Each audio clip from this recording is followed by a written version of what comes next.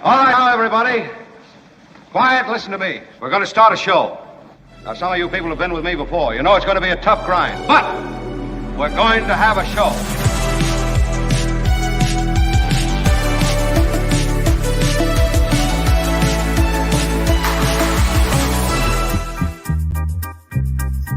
What up, everybody? It is Friday.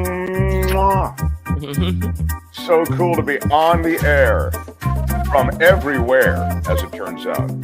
I'm in Washington, D.C. My old man is such a cool guy. You know him as you think about. He's a pretty vital dude at 92, but he got hit by COVID is the problem, and that had decimated him. And then there are a bunch of other complications that are revealed as he was loaded into an ambulance and taken to the hospital. That's why I'm in Washington, D.C. So many of you have reached out, and I appreciate it. Kim has really stepped up and was terrific and continues to be terrific, but she was terrific solo hosting the show. She's also terrific, co-hosting the show with Jim Avila. That may be the case again one day next week as I travel back to the West Coast. And I'll have to come back here, I'm hoping, if he continues to improve. That'll all happen in the weeks ahead. But he is better today slightly, so I'm encouraged by that. So, the debilitating nature of COVID and the debilitating nature of his condition was alarming and is alarming. And then what they need to do to address his other issues involves a surgery that's a major surgery, and he's 92. And so there are obvious anxieties around that. And the situation is essentially from now until that surgery, they have to get him stronger. And so he's moving into a place where he can be strong within the hospital, where he can gain strength and those things that need to be done to get him stronger for that surgery, they can all be done.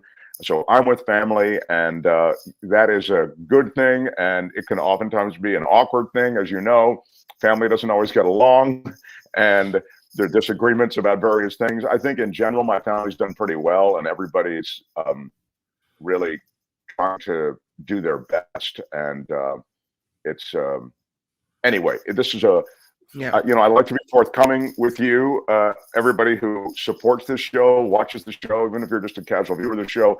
It's something we try to do, let you know what's going on. So that's what's going on. Thank you again for your support. So Kim is here today. Albert is here. And I have the full Friday complement today. We have Friday Fabulous Florida. There's some big news, serious and lighter news. We'll get to that.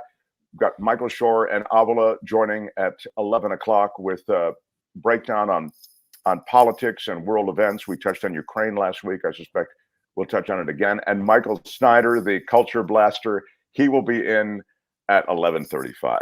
So it's great. Really, it's the Friday crew.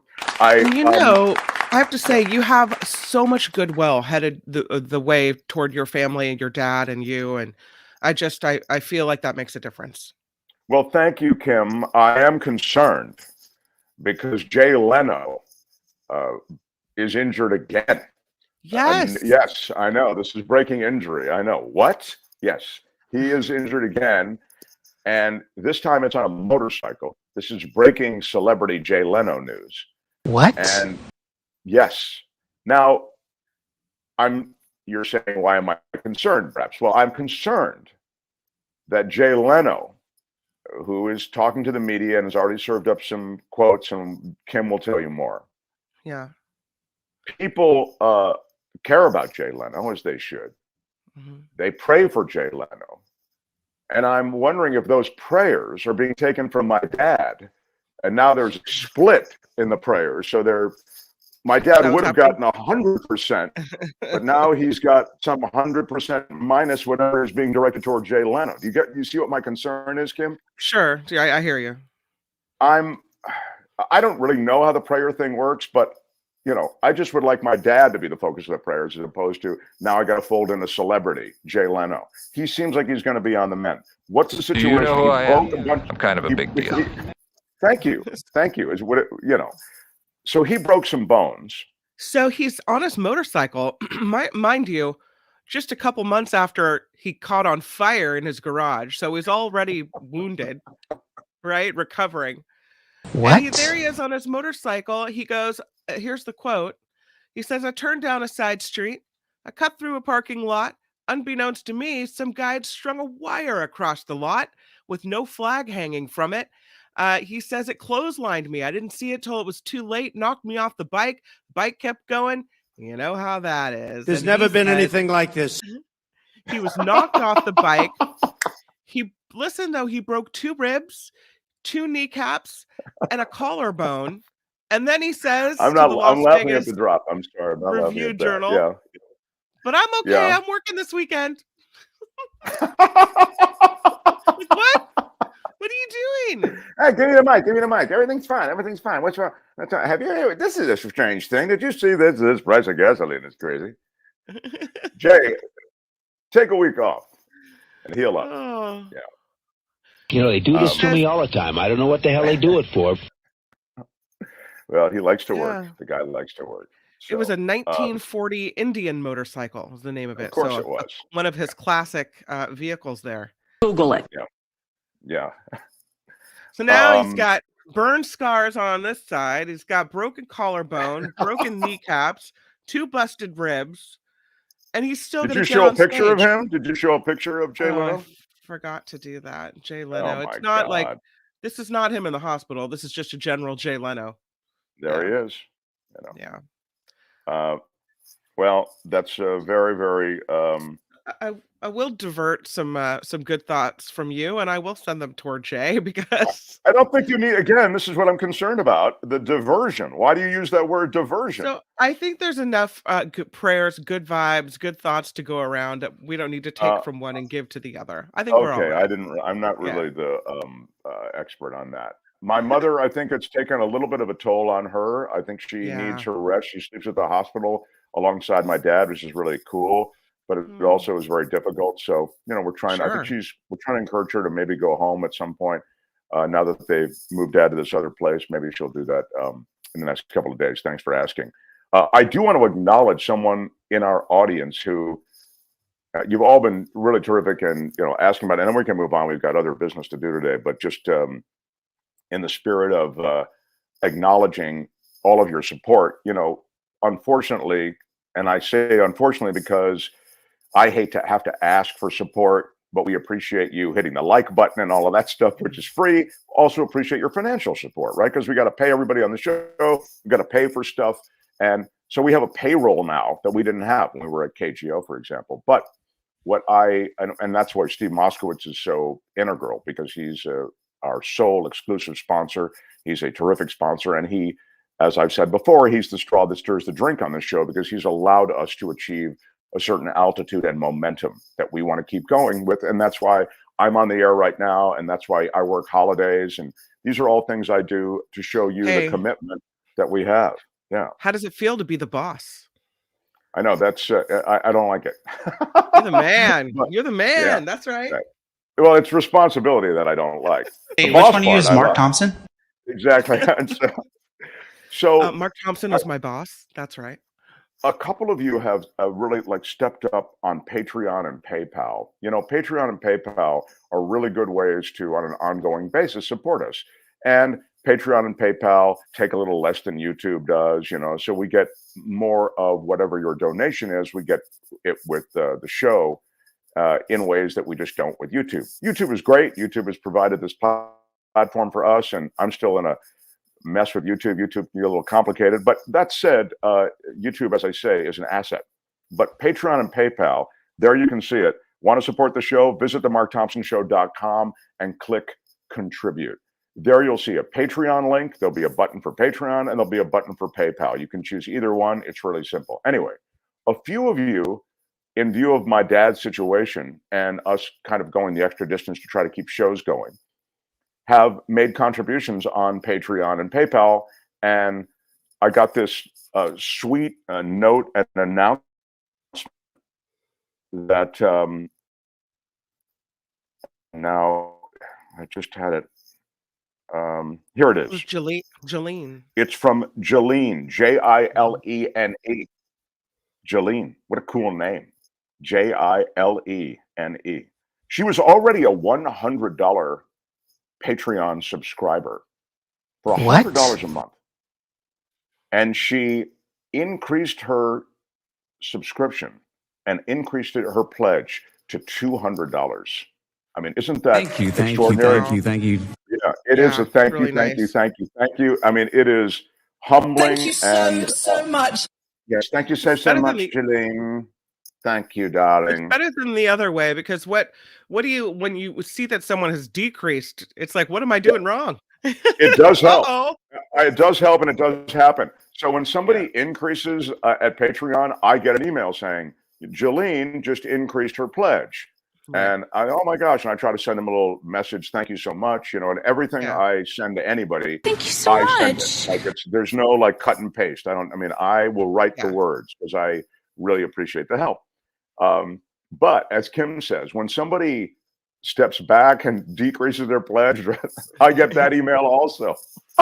You're like, oh, I don't send anybody. was it not a good anything. show that day? What happened? Thank you. All right, smash the like button like a boss, and let's get started. With your iron rod. Rod. Yeah, let's see what's going on. Mark Thompson Show. The Half Moon Bay shooter, as we mentioned yesterday, he had a grudge, right? He was. This entire thing was really a revenge motive. Wouldn't you call it that, Kim? Bullied. He says he'd been bullied. Right. He wants revenge against those who bullied him. Exactly. Frustrations both with those people and also with just basic job conditions is what he said as well. So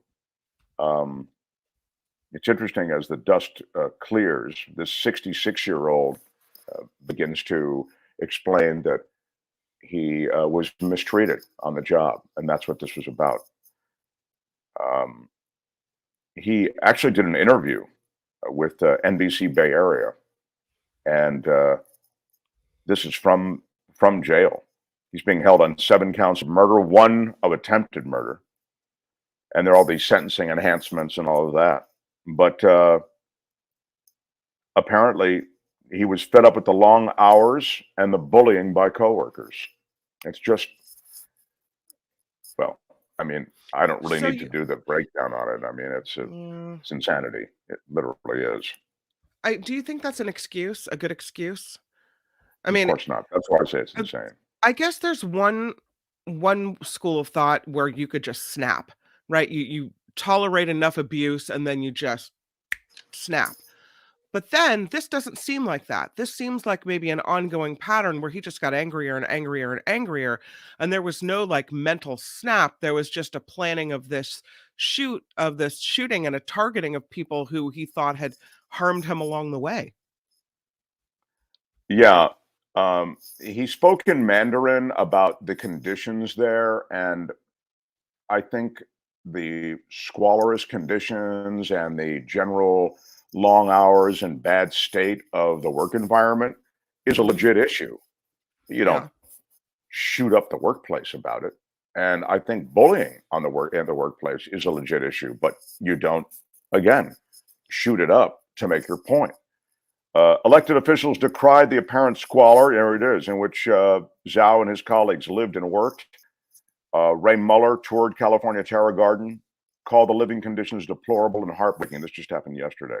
No running water, outdoor stoves to cook, Mueller wrote in his remarks. I spoke with one farm worker today who said she slept with floodwaters from the storm on the floor in her unit. So we spoke of this the other day. This is shameful. It occurs across so many regions of California that are involved in the ag business, right? In the Central Valley and in this case in Half Moon Bay. So, public officials and government agencies should be focused on this. And they're not. I think it's because these immigrant communities and some of these undocumented communities have no political heft, right? They're in a situation where they really can't they can't make enough noise to get public officials to do anything, to get government to do anything. And they're worried that if they make enough noise that they'll lose their job. But this is an extraordinary chain of events that was triggered in part by those conditions. So it was Janelle Wang from NBC Bay Area who was allowed into the jail to interview the suspect, Mr. Zhao. And no cameras were allowed, just Janelle. So I have to give her props for going into that jail with this mass shooter, allegedly. And he told her he thinks that he has suffered from mental illness. He's been struggling with it for a while. He said he sees things unclearly and wants to be evaluated by a doctor. And then when she asked him whether reports of him being bullied and poorly treated by his coworkers were accurate, he said it was true. He said he was forced to work long hours, early morning to sometimes 9 o'clock at night. He was paid for those extra hours, but when he voiced his complaints about long days, he says he was ignored. I believe that. I completely believe that this guy was bullied and ignored. I think, see point A, which is always the point in these various incidents, which is, and so he did the thing that's easiest to do in America because we just have them everywhere. He grabbed a gun and he decided to release his anger through a firearm. It's just, sadly, this is a society awash in guns. And I heard you the other day, Kim, talking about Parkland and how frustrated we are, but also how we, on some level, are now resigned to the fact that there will be no productive limitation on firearms, on their acquisition, on their use. It's, that horse is so out of the barn in this country. And this is the United States of guns. And so you find more of this workplace frustration played out with firearms because there are more firearms. I think that's just a fact. So we can talk about mental illness, we can talk about video games, we can talk about work conditions. In this case, you can talk about workplace bullying, but it's the firearms that sadly are the reason that those people are gone forever. The people have lost their lives. It was David K. Johnson who said, as long as we have the Supreme Court we have, nothing changes gun related. But I will say this, and this is kind of stressful when you think about how long he was sitting there and that he could have driven away, could have gotten away. Apparently, Zhao told Janelle Wang he waited in his car for about 2 hours outside of the San Mateo County Sheriff's Department before an officer spotted the car and started taking pictures of the license plate. The quote is, he sat there thinking, yes, it's me. Please arrest me already. Wow, that is telling, and I don't even know what to make of that. Is that a dereliction of what they should be doing in terms of? He pulls up in front of. Who expects I'm unclear that, though? exactly on the course of events. I wouldn't have expected that. I bet they were all out looking for him. No one's looking in the exactly like they didn't know he was there, right? So It's not a dereliction, no. Yeah. Well, this is not going to happen. Randy's point about Second Amendment, it'll never be repealed. Not in this country. This is so that's the situation on that shooter. I think the strands related to what happened in Monterey Park in Southern California, a little less obvious. There is no interview in Mandarin with that shooter, I don't think. In other words, there haven't been a lot of details that have come out. But we watch all of these various tragedies with a certain sadness, and as I was saying, a certain resignation. I did find something with the Niners coming up.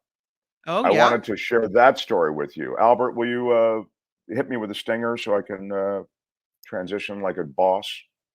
Because you are the boss. The Mark Thompson Show. The 49ers super fan as he's called, is Ray Penna. He is the team's fan of the year. And here is why he is fan of the year. We have the picture of him. And by the way, he's up for the NFL fan of the year. He's the Niners fan of the year already, see. But he's going to be up for NFL fan of the year because he has a glass eye and it has a Niners logo on it. I think it's applause-worthy, yes. So that Niners glass eye has vaulted him into the running for NFL Fan of the Year. So apparently he had a childhood injury and it had gotten worse, so he had to have the eye removed. And hey, why not throw a 49er eye in there, you know? Why not? I can think of a few reasons.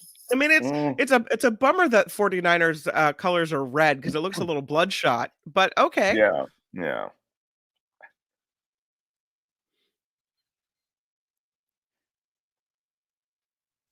Uh-oh. Can you hear me? Away? Oh, you oh lost yeah, me. now I can. This Wi-Fi is tricky here. I'm paying the upgraded Wi-Fi fee, and still it's a crazy week. Do you know who I am? Yes, kind of exactly. a big deal. I explained, but they didn't seem to be too worried about it. They were like, yeah, exactly. So anyway, good luck Niners. Albert, as long as we're on the Niners, can you give me a thought or two about how you see this showdown? The Niners, by the way, are 2.5-point underdogs in Philadelphia. That makes sense. Also, it's a very fairly matched. The matchup is pretty even, except for they have a dynamic quarterback. We have a Cinderella story quarterback. But other than that, everything lines up. They have a good run game, good offensive line. We have a good defensive line. We kind of cancel each other out. So it's really everybody's just looking at the quarterback matchup. And the Eagles were practicing the Creed this morning, and that got me really worried because, yeah. They're practicing the what? To Creed, the 90s Christian rock band. Oh, they're practicing to Creed. Yep, I saw it on Twitter. They were practicing to Creed, and that's the thing I'm most worried about, that they're practicing to Creed, the Eagles. I love that. Well, I didn't know that. This is why I like to check in with the commissioner.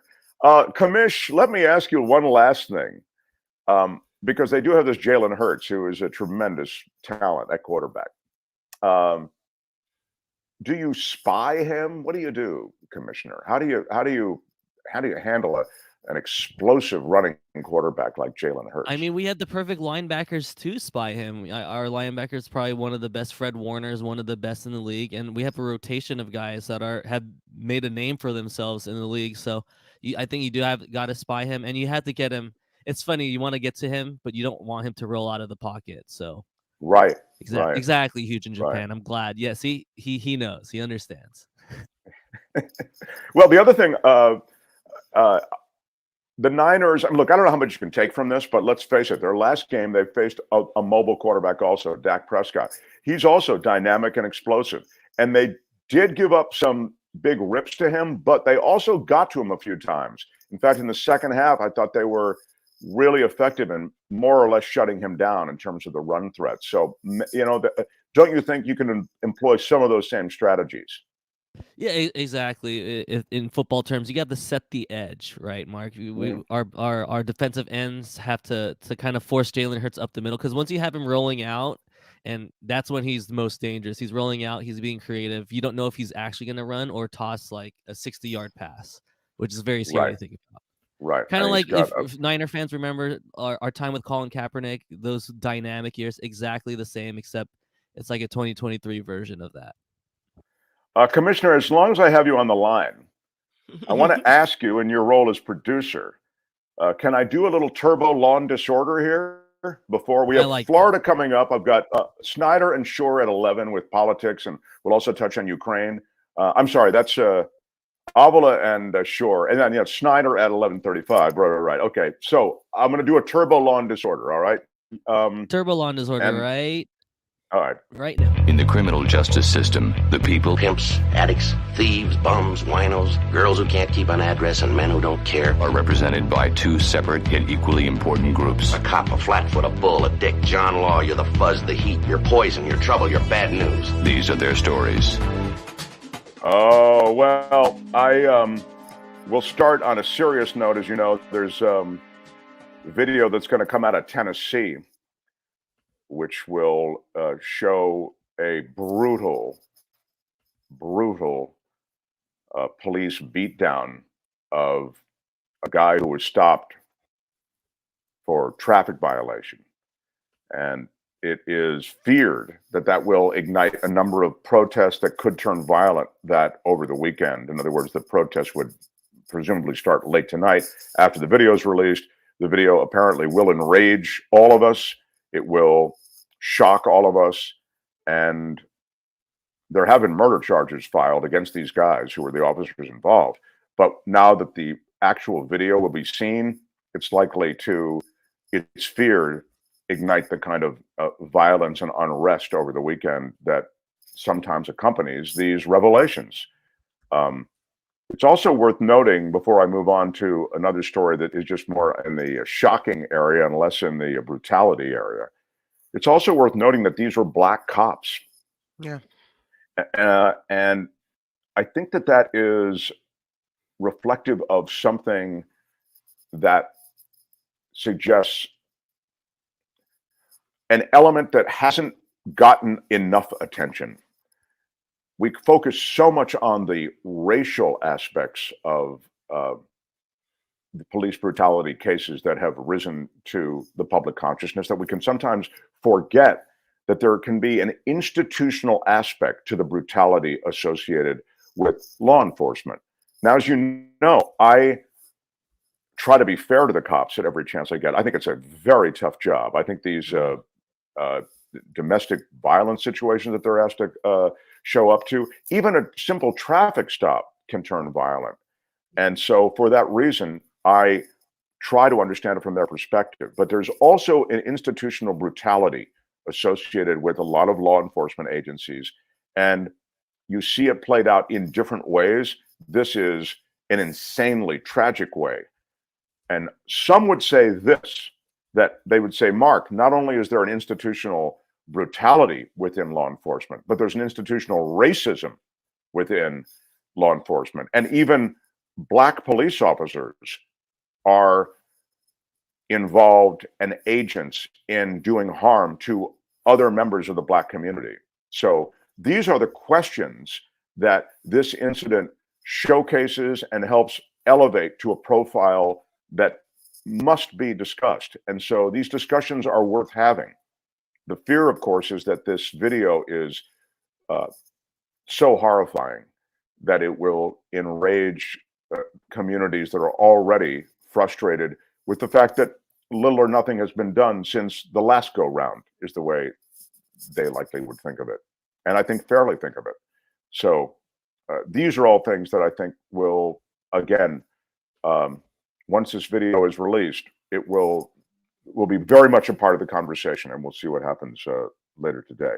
I haven't seen the chat, but I'll look forward to reading the chat. I always go back to try to read the chat to see what's on your mind when I'm, particularly this configuration. I can't read the chat and talk to you at the same time, so you understand. I will tell you that there's something else going on in Tennessee. It's a bit different in the world of police officers. A Tennessee cop is fired for sex romps with fellow officers. What? Yes. But then Smash it's not it with your iron rod. What's going on in the break room? Yeah. Her name is Megan Hall, if you're looking to Google her. Yeah. She was fired for having sex with 6 other officers while on duty. What? Megan. She, her shocking sexcapades, which included explicit pictures, taking her top off, girls gone wild style, they say, and sleeping with a colleague and his wife. Oh. There's never been anything like this. The cop she's looks so cute and professional, but I guess when she's not being professional, she's just emphasizing the cute part. And she now needs work. As you know, she's been fired, as I mentioned to you, from the Tennessee Police Department. She's been offered work from several strip clubs. Yeah. Hey, look, it's honest work. And the 26-year-old is being offered work at Deja Vu. She'll get Nice. a lot of support for Deja Vu, is there? Sliding right from one career to another, you know? She will get $5,000 a show, if you're wondering how much Deja Vu is offering a high-profile police officer who was involved in sexcapades. Now she can rock it on stage for $5,000 a show. Yeah, she could recycle the uniform, right? You know. Yes, I don't know if you're allowed to keep that uniform once they fire you, but yeah.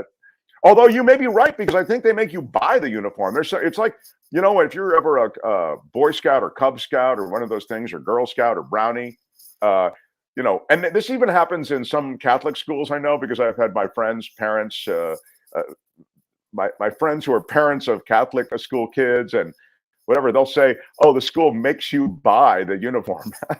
And in the case of some law enforcement agencies, they do make you buy the uniform, just like the Boy Scouts can make you buy that uniform, etc. So Albert's right. She may own that uniform, so she can, you know, doctor it up a little bit. It's illegal to wear it outside of just duty. You can't do it. Like I know in San Francisco, when an officer dies, the family's supposed to give back the uniforms because they don't want them to be misused in any way. I will say this officer didn't have a mom like mine who every time I left the house would yell, "Keep your knees together." Yeah.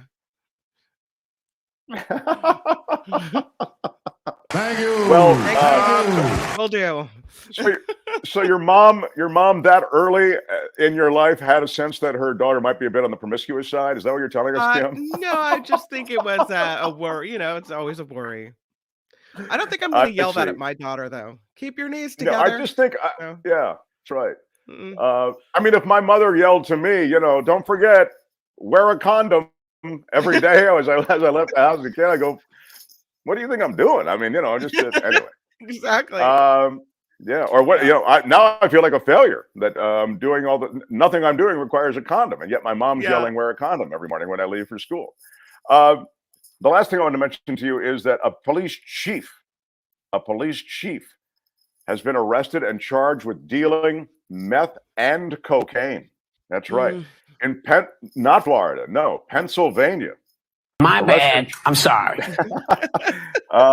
Sean Denning is his name. He's accused of dealing meth and cocaine over a 16-month period. You know, just picking up some money on the side. He used the app Wicker. Do you know the app Wicker, Albert? Oh, yes. I've been on it all the time. Oh, I'm actually not sorry. You're joking, though, right? I have no idea what Wicker is. No.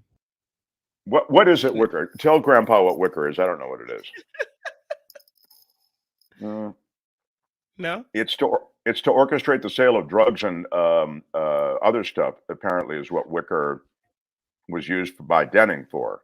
But do you guys know? Or are you just messing with me, Brent? Does either one of you know what Wicker is? No. Oh, okay. I think Wicker. I don't know. I'm guessing Wicker is a place where you go to sell stuff. You know what I mean? I have no idea. Okay. Would it kill one of you to check to see what Wicker is in this moment? I'm desperate to know what Wicker is, and I'm asking. WICKR. Oh, I spelled it right, and it's a website selling me wicker furniture. I don't want that. WICK. All right. We're moving on. Yeah. I want to find out. I want to know we gotta more get about the it. news now. Yeah, we gotta get the news. We'll do a deep dive on this Wicker. This Wicker thing. Let me just say, both of you are a profound disappointment to me that neither one of you rallied an explanation as to what Wicker was. It says protect all your communications from video conferences to group messaging and file sharing with Wicker. So it's some type of extra private site. Thank you. It's like WhatsApp. Thank you. Right. Thank you. Yeah, thank you. Thank you, Kim, for stepping up. When we come back, Friday Fabulous Florida, and I have a special guest for Friday Fabulous Florida. I've asked him to come back, and he is coming back. He is the former producer of the show, John Daly will be here. Yay! That's right. The judge for Florida. What? So it's going to be fun. Yes, a lot of fun. Smash the like button like a boss. Kim's News, and then we do some Florida. Thanks for being here. Mark Thompson Show. The Mark Thompson Show.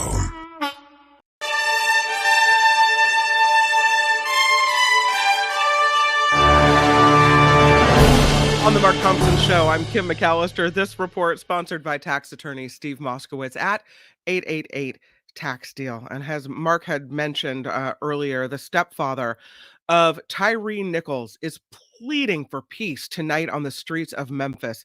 The video showing what eventually led to Nichols' death is due out sometime tonight. Ahead of that release, Rodney Wells says all that his family wants is for protests to be peaceful. He says the family is satisfied with the charges filed against the officers involved in Nichols' beating death. There is a key indicator today that shows it's being watched by the Federal Reserve. It shows inflation easing slightly in December. The Personal Consumption Expenditures Price Index does not include food and energy, but it rose by nearly 4.5% from 1 year ago. On Twitter, President Biden said the data proves his economic plan is doing good things. Meanwhile, over in Trumpville, the former president is unveiling his plan for American education as he continues his bid for the White House. The policy outlined include cutting federal funding for any school pushing critical race theory or gender ideology. Trump says it's about putting power back in the hands of parents and holding school principals accountable. This story. Wild. The Justice Department now charging 3 men in an alleged plot to assassinate a U.S. citizen who has publicly criticized the Iranian government. This is journalist Masih Alenejad. She is a former reporter in Iran, left the country about a week before 2009 elections there to study abroad, and then stayed outside of Iran because of unrest and has been very critical of the country. Attorney General Merrick Garland said members of an Eastern European crime organization with ties to Iran were hired to kill the victim, who has long been a critic of Iran's human rights abuses. They tried to apparently kidnap her at one point. This is the second time that there was a plot to assassinate the victim, the second attempt by Iran to target this American citizen after the FBI thwarted a 2021 kidnapping attempt by Tehran to try and forcibly bring the journalist back to Iran.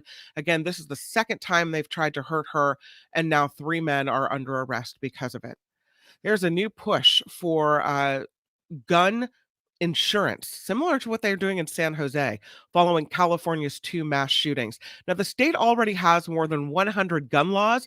This bill would be a first. It would require owners to buy liability insurance for negligent or accidental use of their weapons. The senator behind it says firearms are similar to cars in that they are inherently dangerous and are in wide circulation. Another senator saying this will put the burden where it actually should be.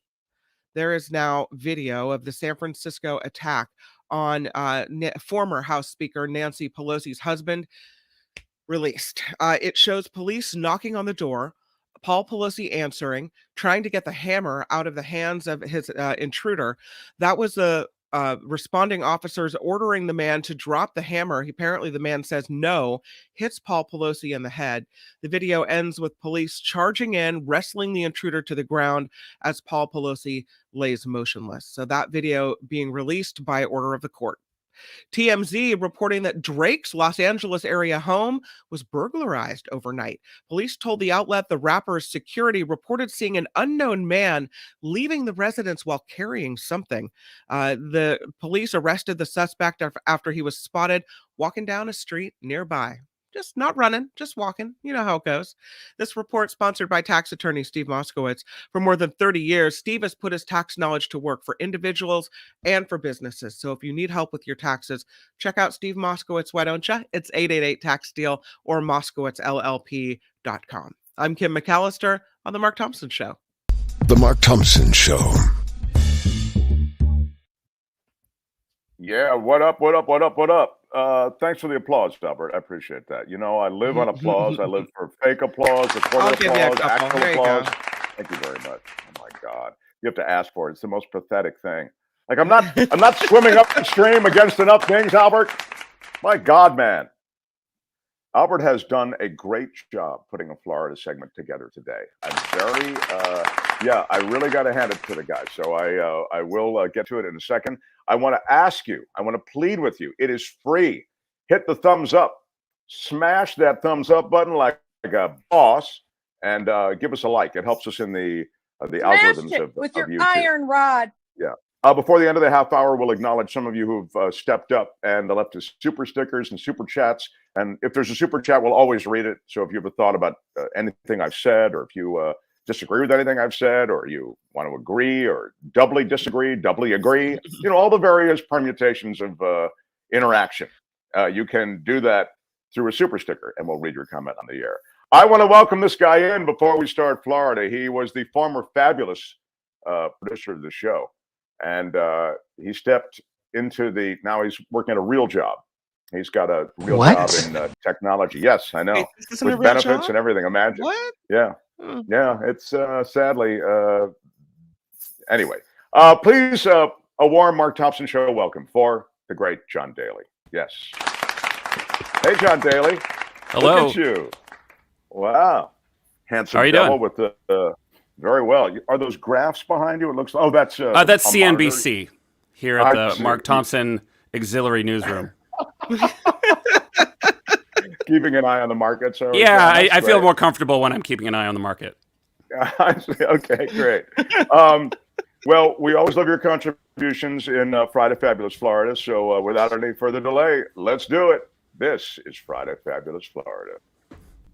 It's time for Friday Fabulous Florida. There is a gigantic alligator in my kitchen. A look at the weirdest stories from our weirdest state. I must say that this headline, now, you know, we always decide what our favorite story is at the end of this, and we ask you, watching and listening, to decide as well. But this headline must be your favorite, I would think. And I'll just, now with that preamble, and are you telling me my favorite before you even get there? I'm saying that I'm so struck by this, I think it's just going to be, I don't it's know a how free and fair election. Sorry, you're right. What's happening? It's like I'm I standing didn't mean to put my in line finger on the scale. I'm being, yeah. It was wrong, no. It was stupid, and I'm trying to be a better person. Yeah, it won't happen again. Florida man set his apartment on fire as revenge against his HOA. Then shot himself. You gotta let me get the whole thing out. Florida man set his apartment on fire as revenge against his HOA, then shot himself. Okay. That to me, I'm sorry, is a major Florida headline. But now let me tell you the story. It's Longwood, Florida. This Central Florida man apparently setting his own apartment on fire because he was upset with the homeowners association. That led to an explosion with injuries and damages. Mark Herman, 53, was arrested and booked into the Seminole County Jail Monday on 4 arson charges. He appeared in court via video. He was seen lying on his side after being treated for his injuries. On January 14th, the fire broke out. And when the smoke rose through the roof, authorities responded. The deputy asked about all the injuries because he was draped in towels with blood on his face and hand. And when he asked about the injuries, the law enforcement officer was told that the blood had been caused by a gun. The deputy said he then continued to talk to him to try to figure out what happened. Before the fire, a judge had denied his request to reverse a foreclosure on his home. So it was kind of like a lot of stuff was going on. The HOA eventually filed a lien against him. Here it is. As residents told law enforcement they were inside their apartment when they heard a loud and huge explosion. One resident who lived below Herman escaped out her front door, had to dodge flaming debris. Another resident said the explosion threw them into the closet. 3 apartments were impacted by the fire, and apparently in all of this, he shot himself. It would appear that his wound was an accident, although it did graze his head. A little unclear. There was a lot going on. There's never been anything like this. Not many more details on it than that. No mention of the meth production that led to the explosion? There was nothing. Apparently, it was all about he didn't want anybody else to live in that place if he couldn't live there. So yeah, if I can't have it, ain't nobody can have it. In one of your favorite places, John Daly, a Florida man has won $1 million. I'm talking about Publix. Publix. Yes. You know where that is. Tampa, Florida. Yeah, isn't it near the Whole Foods, I believe, is the Publix. They have them all, always. They go up right across the street from the Whole Foods. One lucky Florida man is crediting another person's behavior, though, for winning $1 million prize playing the scratch-off lottery game at Publix. That's because this other guy cut line. So in the line to get the ticket, had this other guy not cut line, this guy wouldn't have got the winning scratch-off ticket because the other guy instant karma. in front of him. Yeah, that's karma. That's right. Right. Yeah. It was the end of a long day. I was tired, said 43-year-old Delray Beach resident Stephen Munoz Espinoza. I stopped at Publix and I was about to buy a ticket at the machine when a man cut right in front of me. Instead of saying something, he decided to buy a ticket at the counter instead, did Espinoza. And that's when he realized that he picked up a $1 million scratch-off ticket. Espinoza told the Florida Lottery that the win was still hard to believe. I can't believe I won $1 million, he said. He and his wife now plan on buying a home for their family. Isn't that nice? That's nice. Yeah. Maybe one that's been recently blown up. There are some bargains. There are some bargains. A Florida OnlyFans model is suing the school district over allegedly barring her from volunteering. They don't want her near the volunteer effort because she's an OnlyFans model. What? In Orlando, Florida, a mother is suing the Florida school district, claiming she is not allowed to volunteer at her children's school because she's an OnlyFans model.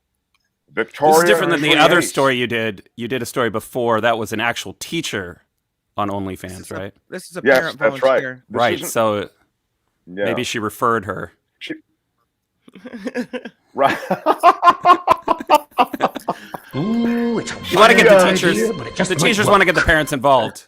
You know, in education. Man. I know where you can volunteer. You can't volunteer because you're naked. Yeah. She had volunteered for 5 years before apparently she was reported. You know, it's always that way. You know, Mrs. Jones has been a teacher for 3.5 years, a favorite teacher at the school, blah, blah. Yeah. All of a sudden, somebody realizes she did porn or something. Now they've expelled her. They've gotten rid of her. They fired her. In this case, 5 years she was volunteer before this was reported. And she passed the annual background check, no sweat, all of those 5 years. The 31-year-old says she posts sexually explicit photos to OnlyFans because she has a 9-to-5 job that keeps her from spending time with her 2 boys. And, I'm sorry. That's not why. The article is written in an odd way. She posts sexually explicit photos to OnlyFans because of the constraints of a 9-to-5 job. No, that's not why she posts. This is just an odd way to write it. Well, who could work wants to work 9 to 5? Well, you could work for 20 minutes and make however much money. And I understand. You're right. It's written correctly. She's saying, I don't want a 9-to-5. I want to go OnlyFans for like an hour. Then I got enough money to spend time with my 2 boys. So you're right. And I have time to volunteer in the classroom. Now, you know, this background check was not run by a guy. Because if a guy did the background check, would have found this immediately. That's exactly right. Hey, I watch her. Absolutely right. A Florida man trying to spit on a speeding car falls as he's doing it from his 3rd floor balcony. Yes. Ooh, Oh, it's a wild idea, but it just might work. As it turns out, it didn't really work too well. The Ocean City, Florida area is where the story comes from. And a man on the third floor of an apartment complex on Racetrack Road. Oh, you know where that is. Where that area? Yeah. It's not public Wait, someone's information. speeding on Racetrack Road, and that's a problem? Yeah. What did they think Imagine when that. they Right, named exactly. Yeah. But he tried to spit on a speeding car in the parking lot of his apartment complex, you see. He leaned out, and then he fell out. And you know, I'm willing to bet my lunch that there's alcohol involved. I do believe that he was in an altered state, but he did survive the fall. A Florida man dubbed the pooping perpetrator is caught by police over Joe's Crab Shack break-in. Police in Florida are asking for the public's assistance in identifying a man they've dubbed the pooping perpetrator. He was caught on surveillance video at 2:30 a.m. at a Joe's Crab Shack in Fort Myers, allegedly climbing through a small window that he broke prior to stealing multiple items, including alcohol. And then, before he left, he defecated on the floor. Well, I mean, you know. That sounds more like a San Francisco story. It is. It's odd that... Maybe he was on vacation. And finally, I believe this is not finally. An alligator abandoned in New Jersey. There we go. Is now in Florida at a Tampa sanctuary. Isn't that a nice story? Yeah. A young alligator found inside a plastic storage bin abandoned in a New Jersey parking lot. I think we had that story. Has found a new home in Tampa. It was found late at night in Neptune Township, New Jersey. And apparently a teenager reported this alligator abandoned, and then the cops figured out that the Jersey kid had staged abandoning the alligator. It belonged to him. So did the alligator ask for asylum? Yeah. I want to go to Florida. Yeah.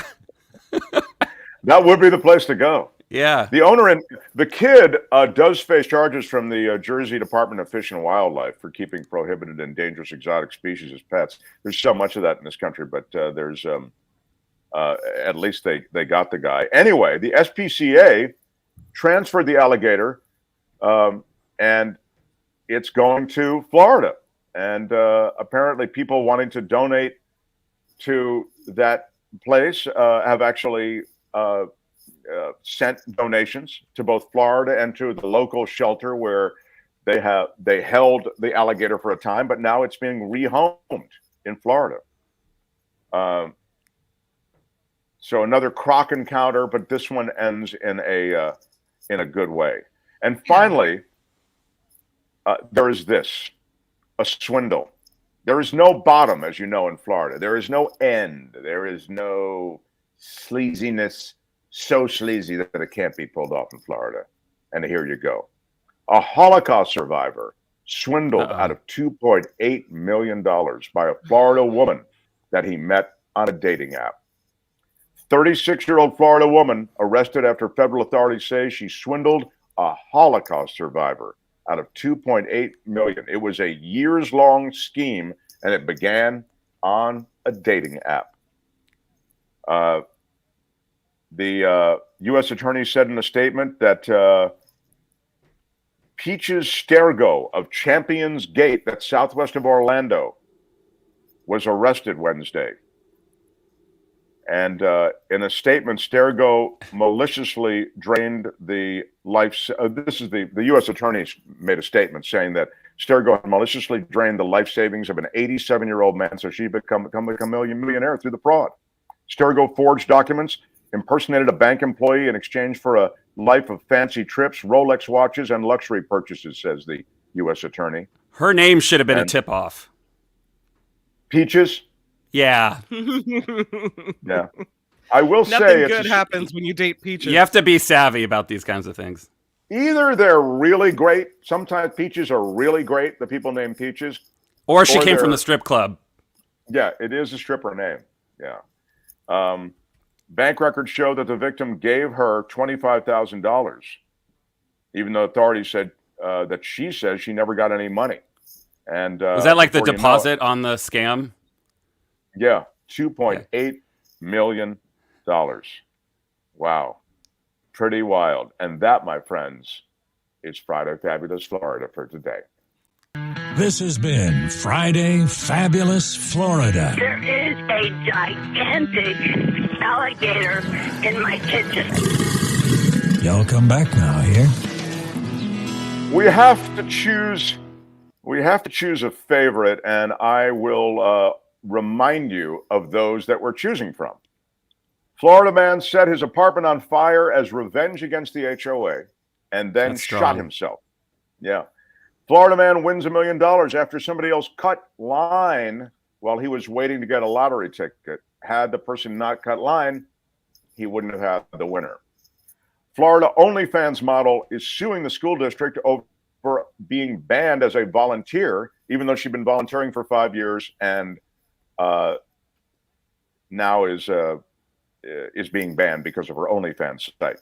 A Florida man trying to spit on a speeding car in the parking lot below, spits from the third floor balcony. As John says, might have been enhanced by other substances, but he fell the 3 stories. A Florida man dubbed the pooping perpetrator is still at large tonight, ladies and gentlemen. There's a pooping perpetrator still at large today. Authorities need your help. And well, you can follow the trail. Follow the trail. Come on. That's strong. That's very strong. Yes, Albert, I think that was applause-worthy. And the alligator being abandoned in New Jersey, but then rehomed in Tampa. And finally, the Florida woman jumps on a dating site, finds an 87-year-old Holocaust survivor, and swindles him out of $2.8 million. I ask you, John Daly, what is your favorite? I like the HOA fire explosion. Tough to beat. I agree with you. Yeah, it's very Florida. Kim? Yeah. I really enjoy a nice punch of karma.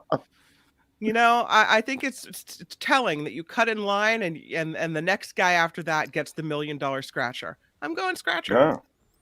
Yeah. I'm looking. Albert, what was your favorite? Well, I think this week, just in headlines, is probably my favorite week. We have an OnlyFans mention. We had a guy getting in line, a guy trying to spit on another car, alligator on a balcony. The guy who shot himself, obviously, but I think I'm gonna go. I do have the poll up, by the way. Oh yeah, okay. So there's a poll on YouTube. Is actually in the lead, but I have to go with the HOA guy. I also have to go with the HOA guy. I like that Albert has to do all the work now, and I can just like come in like a talk show host and hang out. Yeah. Must be nice, Mark. Yeah, you just serve up. No, exactly. It's a great life. If you you did serve up the great line, to give you credit. You know, he left a trail. Maybe he left a trail. Yeah. What was your actual line that was strong? Very strong. Yeah, they can follow the trail. Yeah. They can follow the trail. That was it. Yeah. So Albert, you're saying on YouTube now the lottery ticket is the favorite. If we're influencing the vote a little bit by talking about it. The HOA is actually inching closer and closer to the lottery winner, but lots of good voter participation here. Can I just say I'm surprised there's no mention of meth in any of these stories. You could have added a meth pipe to any of these stories. That's true. That's exactly right. John's right. I mean, if left a meth pipe at the scene, right? Authorities discovered a meth pipe. Could have worked in any of these. Yeah, in any of these stories, literally. You're right. No meth pipes and no machetes were mentioned. Apartment caught on fire due to meth. Yeah. I like that. The lottery thing, if you think it through, is a pretty. I love stuff like that where something happened. I've told the story. I've never told it on this show, I don't think, since we've gone to YouTube, and I haven't told it in a few years, and I'm not going to tell it now. The $500 chip story. But that was informed by all of these different things that had to come together with a $500 chip, a Bellagio chip that was worth $500 that was returned to me. And it's amazing because there's no way to know that that $500 chip is mine. But when the course of events is explained to, it's great. You can find it online. I told the story on TYT. So if you're really curious, you can find it. But now they have a tracking device in all those chips, right? Yeah, they have a tracking device to know whether it's authentic, but they can't tell you. It's not tracking. It's just belong to tell you whether it's real. Yeah, and whether it came from their casino. But anyway, I digress. I guess that's what I'm saying. I kind of like the coincidence that had to happen for that guy to win, but for pure Florida, got to go with HOA. Really got to go with HOA. Yeah. Plus, you have that experience with the HOA. Yes, I have. I've told my HOA stories. It's not a pretty place, HOAs. No. Albert, what is the final tally on YouTube, please? The final vote. Yeah, out of 80 votes, the lottery winner slightly won with 37% of the vote. Oh. HOA was at 34. So the lottery winner won twice on the Mark Thompson Show, and there you go, and some money. Very well done, everybody. Very, very cool. Well, yes. Thank you for participating, everyone, and thank you, Albert, and thank you, John Daly. Back to your high-paying job with benefits, and leave us scrubs here to beg for donations. And thanks, watch Johnny. out for your Bitcoin. Thank you. John's watching the markets. Look at him back there. He's got crypto behind him, all of that stuff. When we come back, I do want to acknowledge. You'll tell me when I should do it, Albert, and when why don't you tell me now? Do you want to? We have Kim's news. I've got Michael and Jim on world events. What would you like to do? And then I have the acknowledgments, of course. After the bottom of the hour news, maybe next hour. So right before. Great. So before Snyder. Okay, great. Everybody, thanks for being here. Thank you for always supporting us as we continue to try to bring you content as we do from all of these various places. And today, in my bunker, I'll be here for a few more days. Really appreciate you smashing the like button, stepping up, leaving us contributions means a lot. So we'll take a break for Kim's news. Smash it with your iron rod. Smash it like a boss. Come on now. Jim Avila and Michael Shure join next. Mark Thompson Show. The Mark Thompson Show.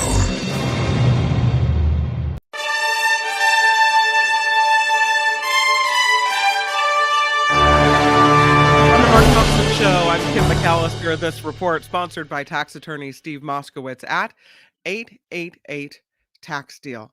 And we'll get right into it. Again, this story out of Tennessee, the mother of a man who died after a beating by Memphis police officers says they beat him to a pulp. Speaking to CNN, Rovon Wells says that by the time she got to the hospital, her 29-year-old son was already gone. 5 officers involved in the case are charged with murder. Video of that fatal beating of Tyree Nichols set to be released later today, and Mr. Nichols' family is pleading for peace. House Speaker Kevin McCarthy is denying claims that Republicans will cut programs like Medicare and Social Security in their negotiations over raising the debt ceiling. In an interview on Donald Trump Jr.'s podcast, McCarthy said Republicans won't touch those entitlement programs. And conservative Supreme Court Justice Brett Kavanaugh says he's optimistic about the state of the high court. While speaking at the Notre Dame Law School earlier this week, Kavanaugh said he and his fellow justices have great relations. He praised liberal Justice Ketanji Brown Jackson, who was confirmed last summer, saying that she is off to a great start. In the Bay Area, this man remains missing. A Southern California family is now begging for help to find a San Francisco State University student. Hamza Al-Saudi went missing in the ocean last week at Esplanade Beach in Pacifica. The 22-year-old apparently swept away by a large wave while taking a cold plunge, a polar bear plunge, with 2 wrestling teammates. They said he wasn't a strong swimmer. Rescuers were called off of the search that night, saying no one could survive that long. It was just too cold out there. But his family doesn't believe that, and they are pleading for the Coast Guard to keep looking for him. There are more than 30 businesses in Santa Cruz County that are waiting for federal aid. Applications opened about a week ago. None have yet been approved. This, of course, Zelda's are right on the water, destroyed by all the water that they were inundated with. Applications again opened a week ago, none approved. President Biden promised immediate help when he toured storm-damaged Capitola. Some of the hardest hit restaurants along the Esplanade are now having to use their own money to clear debris and make repairs, and that includes Zelda's here, right on the beach, and Mai Tai Beach. Both hope to open up by Easter, but again, both haven't seen a dime of federal help coming in as of yet.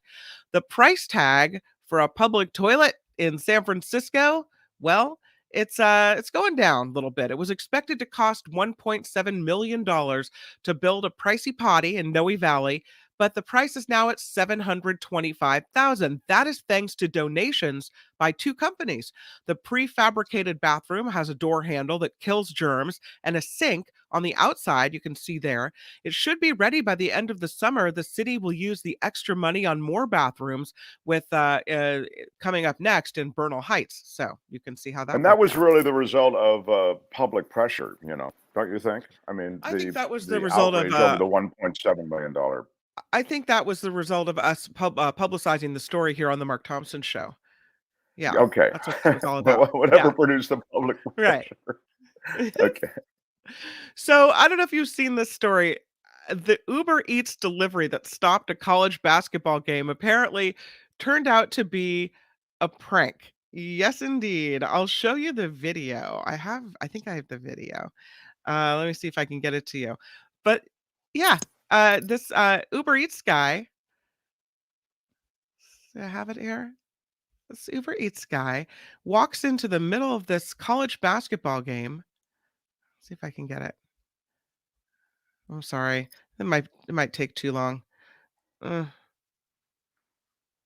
imagine a college basketball I game. could grab it. It you- was in the middle of the game. The commentary. I have was it there. actually It's on my. funny It's on the other because- stream that I have. Add to stream. See if I can. Okay. So here's what it looks like. This guy just walks right onto the court. You see it? Oh, I see him in the There he lower is. right. Yeah, there he you is go, at the bottom of the screen. right. He's just walking in, just hanging out, walking into the game like it's just nobody's Wait a minute. business. What was it? Was the guy with the yellow? They was wearing Yeah. yellow. Is that who it was? Yeah. Yeah. The lower right. Yeah. There he is walking around. Yeah. Anyway, the whole thing turned out to be a bit of a prank, basically, is what happened there. Wednesday night's game between Loyola Chicago and Duquesne came to a halt when a delivery man stepped onto the court near the three-point line holding an order from McDonald's. Hello. One of the referees whistled for a timeout. The man was ushered off the court. In a statement Thursday, officials at the university say they've determined the whole thing was a prank done for internet exposure. What? This report, sponsored by tax attorney Steve Moskowitz. For more than 30 years, Steve has put his tax knowledge to work for individuals and for businesses. So if you need help with your taxes, give Steve Moskowitz a call. You can see the information at the bottom of your screen, moskowitzllp.com. You can also call Steve at 888-TAX-DEAL. I'm Kim McAllister on The Mark Thompson Show. Feel it in your soul. The Mark Thompson Show. We are back. It is our second hour, last hour of the week. So great that you would join us wherever you are, anywhere in this great country. We hope that you are safe. It looks like it could be a weekend of what they're expecting, certainly, or looking toward, is civil unrest because of the release of a police video. It'll be released later, and you heard Kim mention in her news. I want to talk to Jim Avila about that on Fridays. Jim joins us sometime with Michael Shure, sometimes without. I don't know if Michael, we do have Michael. That's great. I love Michael. Michael is like the girl I wanted to go out with in high school. She didn't ever really. Sometimes she didn't ever let me know for sure she'd be going out with me. But then she sometimes would show up at the last minute, and it made me so beamingly happy. And how about a warm Mark Thompson Show welcome for Jim Avila and Michael Shure? Yeah, there you go. Morning. So Michael, as you know, has forgotten more about politics than most will ever know. Jim, from his many years as a senior correspondent on ABC News and White House correspondent. So it's just great that you guys take a moment to weigh in. And of course, I'll mention also that Michael Shure is a massive Niners fan. So you have the triangle of love between Michael Shure, myself, and Albert on the Niners. Let's get the Niners. Let's get the nine. What's that? I was going to say for a second, I thought Jim Avila was naked. Right. Oh, Yeah. because his shirt looks. Yeah. I was like, is he topless I'm today? not that color. That's for his OnlyFans site, not here. It was wrong. It was stupid, and I'm trying to be a better person. Yeah, he doesn't want to tubing us quite yet. Yeah, not tubing. All right, we'll get to the Niners, I guess, at the end here, Michael Shure. I kind of want to start with what I was talking about. I mean, it's so odd and yet I suppose so appropriate that communities from coast to coast are being told to brace for civil unrest of some kind once this video becomes public.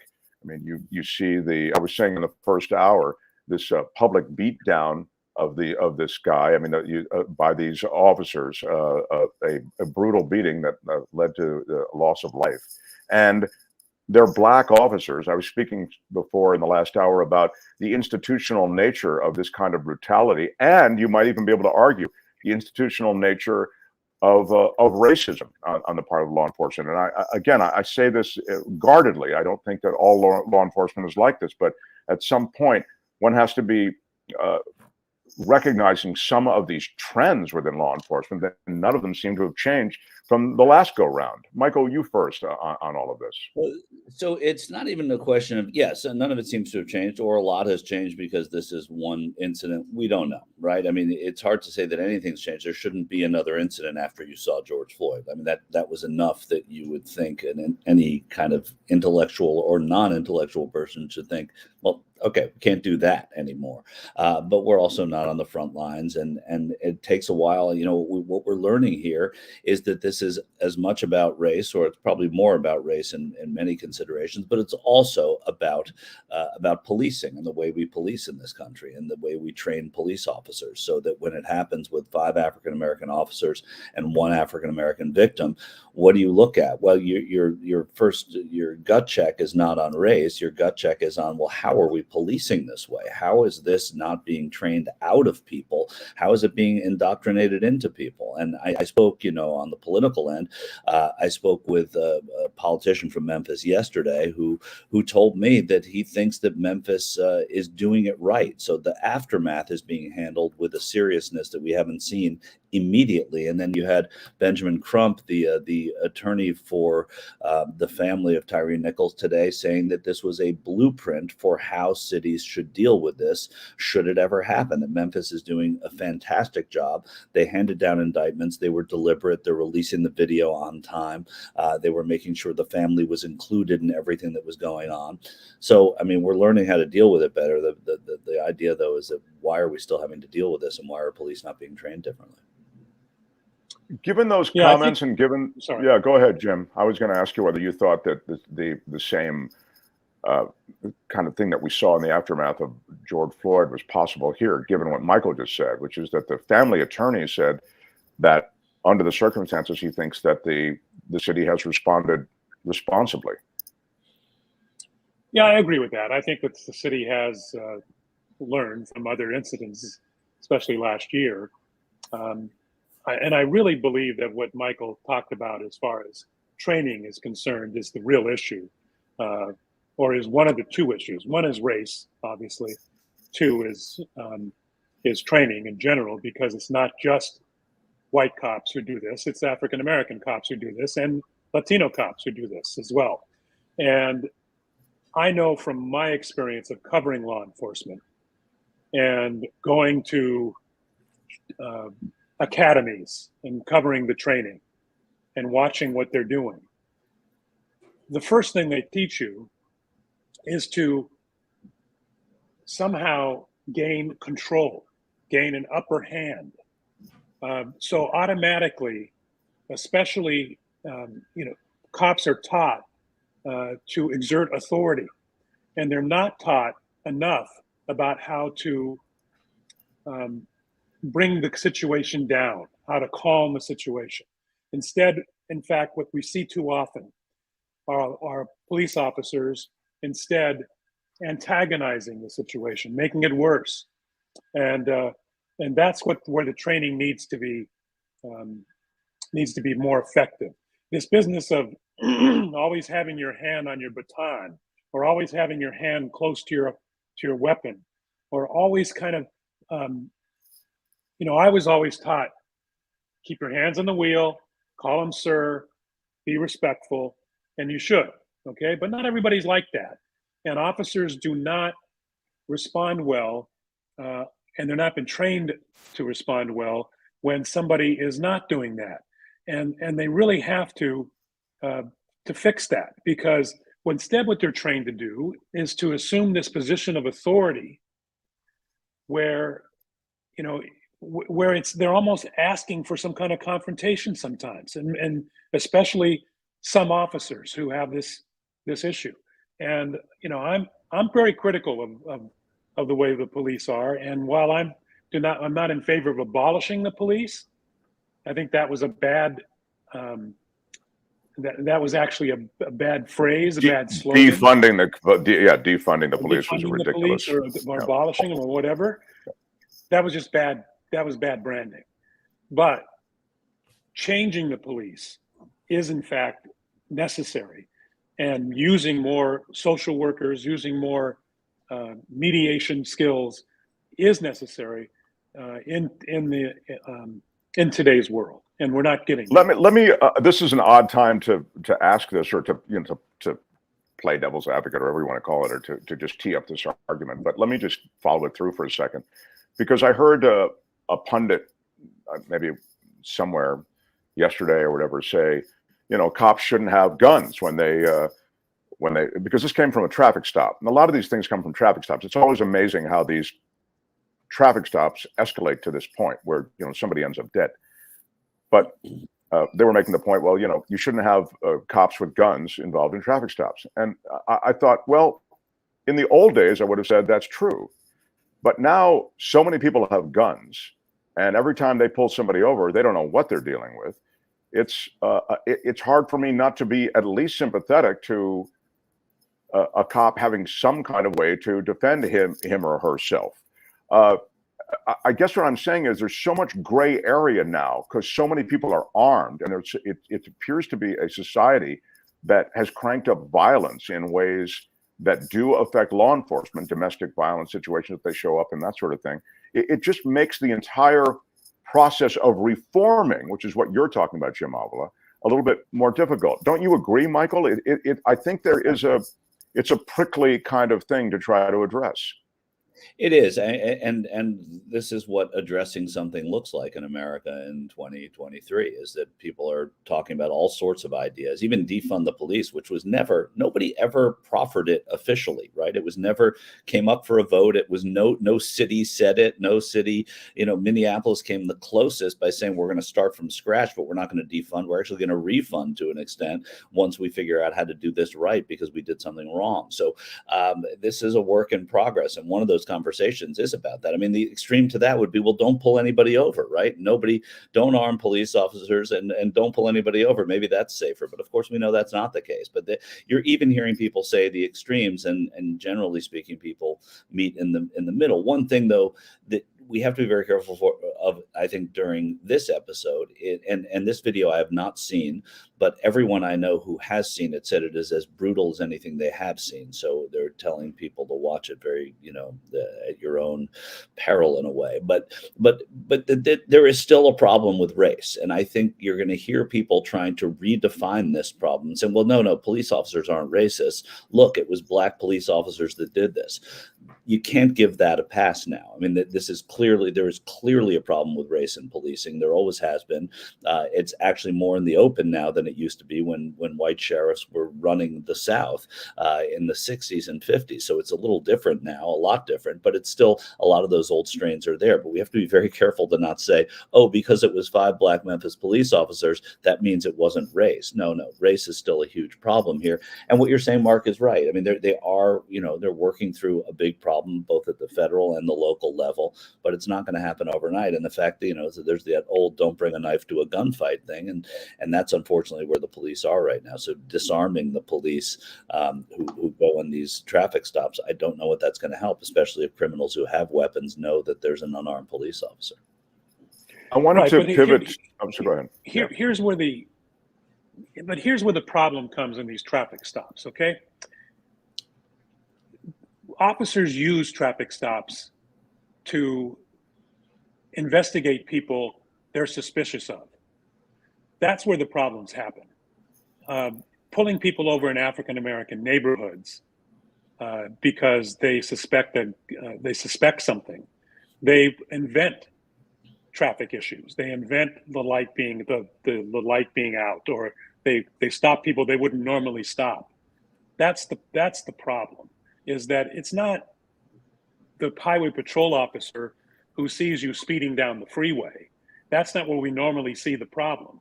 Where we see the problem is in our neighborhoods, where officers use it as a pretext. The other issue is, as far as having guns, especially in Los Angeles, the way that we police from our cars, period, not getting out of our cars, not walking the neighborhoods, is wrong. What we need to do is more monitor. We need to look at what London does. England. London has some pretty bad neighborhoods, but their regular officers are not armed. They call for backup if they need backup, and specially trained officers get weapons and bring it to the situation. But Jim, let me just say this: much more stringent gun control law. Thank you. That's exactly what I was going to say. I just don't think it's a parallel. That's part of the package. That's got to be part of the package. Yeah, of course it does. Yeah, there has to be some. And I think that getting out of your cars is also. I mean, I live in a neighborhood where they could easily be walking down the business district, getting to know who belongs there and who doesn't belong there, taking care of people who don't, and talking to folks. Striking up relationships. There's none of that in Los Angeles. I don't know how it is in San Francisco. It may be a little bit better in the downtown areas in San Francisco that I've seen, but unfortunately, it's a power trip in Los Angeles.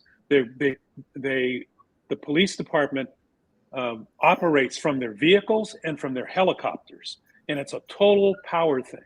It's not a community relations. It's not a walk the beat type of situation, and that's got to change. There is a relationship between community and law enforcement that's been lost in many, many communities, except small communities, But in the big city where there are big city problems, it's a lot harder to do what you're talking about. And now cops fear for their own safety. In San Francisco, there's a lot of craziness. There's a huge homeless population, as there is in Los Angeles, and there's also a big dollop of crazy. Of people who are disconnected from reality and who are not only capable of violence but perpetrate violence. So the police should not be involved in that.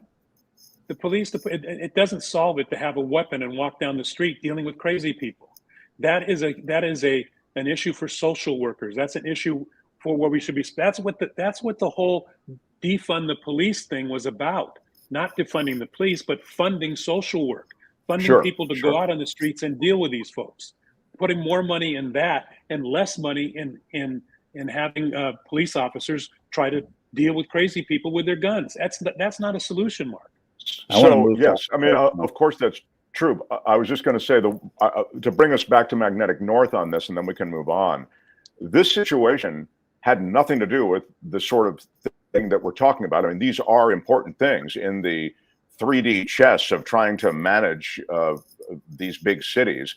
It's extremely important that there be a relationship between law enforcement and the community. But to go back to this case in Tennessee, there weren't guns involved. They beat this kid to death. And apparently, 5 of them have been charged with murder. And apparently, the video is so intense. I don't even think I can't watch this crap. But it's so disturbing that people are being told, "Don't watch it. It's so abhorrent." And so, those are just clubs. Those are not. I think that goes to what you were talking about. Both of you were talking about a moment ago, and that is the, again, institutional nature of authority and some of the undercurrents that go through that authority. I'm talking about racism, and I'm talking about brutality. I'm talking about the power trip that you mentioned as well, Jim. But I'm also talking about racism, even though all these guys are black.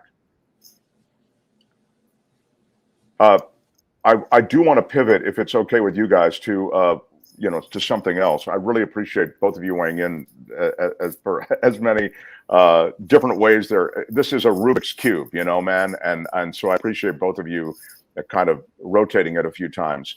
I did want to ask you, Michael, there's a lot going on in Washington, and I'm having trouble keeping track of those things that are legit important and those things that are just headline stealers. I wonder if you could help me. Well, I you got to be more specific, but I will help you in that they are now going through an amendment process, and the rules change that Speaker McCarthy put in place means that any one member can add an amendment to legislation. You saw one that Marjorie Taylor Greene, the Republican from Georgia, put forward yesterday, lost 413 to 14, which was as big a defeat by an amendment as I've ever seen, not getting that kind of support. But again, what they're trying to do now is feel their way around this Congress. Whenever you have a change in party and change in leadership, it takes a few weeks. We're not even a month into the McCarthy era of speakership, and who knows if it'll even last another month because of how tenuous it was. But they're working through a lot of this. They're working through what to do about the debt ceiling, and what they do is they also they test run some of these things, as we all know. So trying to figure out if we don't extend the debt ceiling, what's going to happen, who's going to be blamed. The politics of it is so important to everyone on each side. You had the White House reach out to Kevin McCarthy saying that he's going to sit down. You have the State of the Union on February 7th, where the president will be going to the Capitol. So the president and the White House want something in their back pocket when they go there to be able to say that he did from the podium and have the Democratic minority and stand up and applaud that. So there are a lot of games that go on, but also they need to get something done on this debt ceiling. And they have seated committees now, and they've seated them in a way that is controversial because of who they've excluded on the Democratic side, from Swalwell up in Northern California to people like Adam Schiff in Southern California, who's just announced he's running for Senate. So a lot of the old games are there. It's just who's in the majority now. I don't know that I think that much of it is very important, other than the embarrassment that we're seeing because of the new rules. We see, Marjorie Taylor Greene getting totally embarrassed by this amendment she proposed, which got 14 votes out of the 400.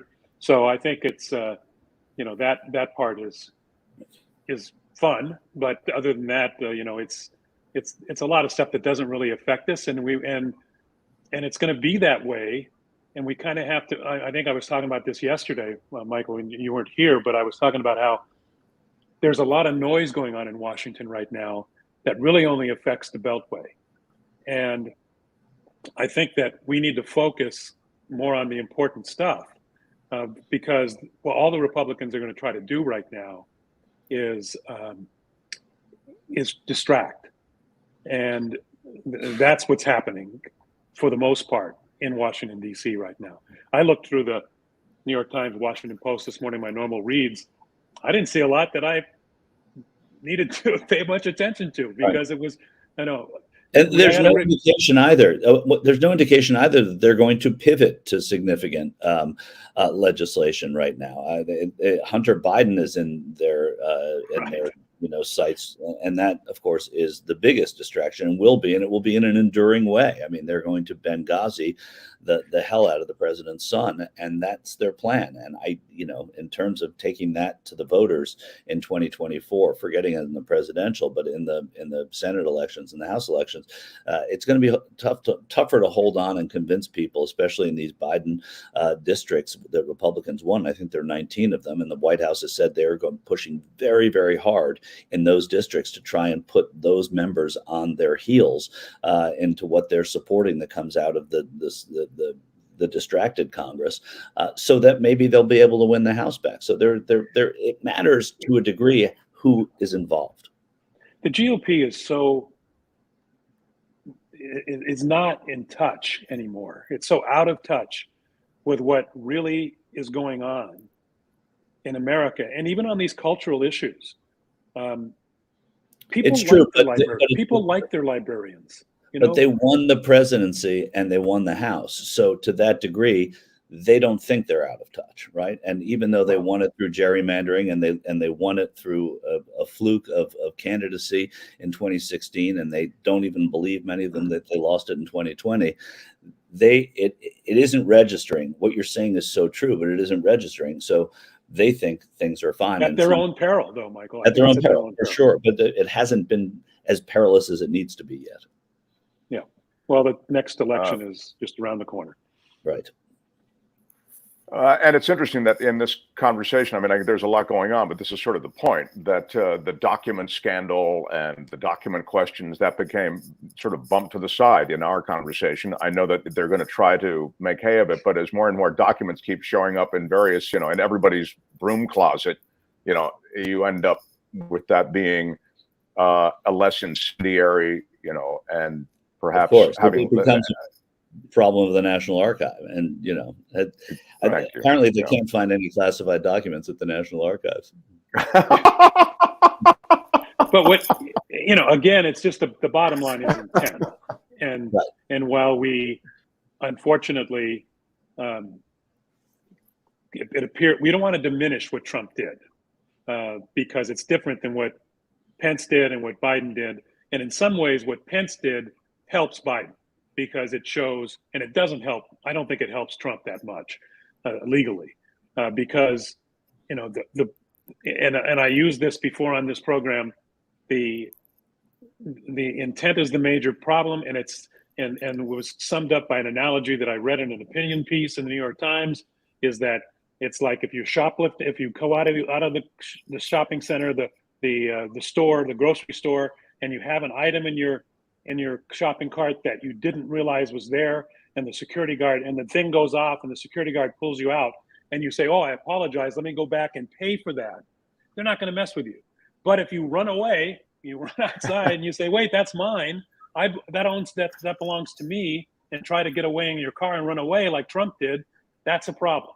And I still think that he has a problem, although it's not his biggest problem on the legal front.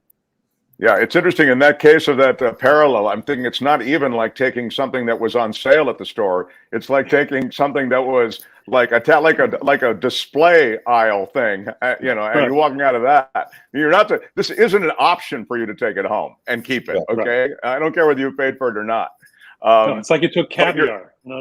Yeah, your point is a good one. In our last second, Michael Shure. Tell me, I mean, the Eagles, they are tough. Albert was saying that he feels as though the Eagles and Niners match up really well. The difference is, of course, the quarterback. The Eagles quarterback is just really a scary, talented guy. Yeah, right. I mean, he's a great quarterback. They've done well when he isn't in the lineup too, which shows you how good his supporting staff is, right? I think that the offensive line of the Eagles is the difference maker in this game because I don't think the 49ers offensive line is good, but I think their defense and their linebackers are going to shut down a running game and force Hurts to run himself or throw the ball a lot. And then we'll see what the 49ers defensive backfield does. It's going to be I'd rather have Jalen Hurts than Brock Purdy in this particular game. Nothing against Purdy and nothing career-wise and nothing in a big picture. But today or tomorrow, Sunday, going into that game and playing it, you want the guy who has more experience. And Brock Purdy is still a rookie quarterback who fell into this by accident and has done really, really well. There's nobody on the 49ers right now who doesn't want any other quarterback other than Brock Purdy. But it's still, he's a rookie quarterback. Eventually, I imagine, because I've never seen it work, something's got to give. But I hope it's not Sunday, and I hope they crush the Eagles. Well, yeah, the 49ers have to. Yeah. I think that the 49ers have to be in every other department clearly better. And we'll see if that happens. I mean, I'm rooting for them. I hope they do well. But I've been raising this flag for a while, wondering when the fact that Purdy is not an A-plus quarterback will finally show up. Right. And I worry it's this time. It's also it's a really tough building to play in, right? I mean, playing in Philadelphia for any quarterback, whether you're a veteran or not. So in essence, maybe the fact that he's so green, it just won't affect him.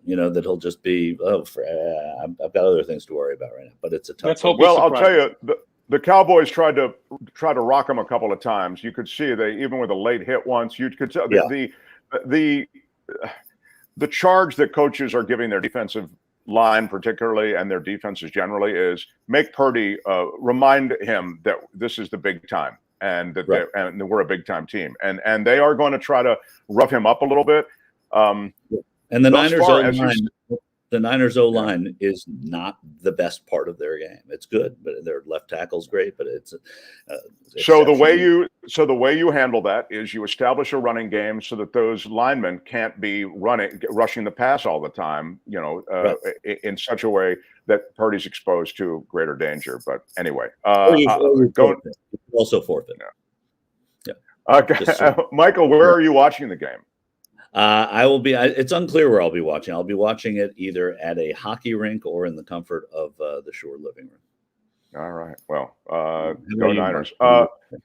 Boys, I'm here in D.C. I'm going to be watching. I don't know where I'll be watching. I'm here with my dad. If it's possible within the configuration of his new place, I might try to watch it there in his room. Great. But Avila, Shure, you're great. We appreciate it. Thank you. And we look forward to you rejoining next Friday. Thanks a lot, guys.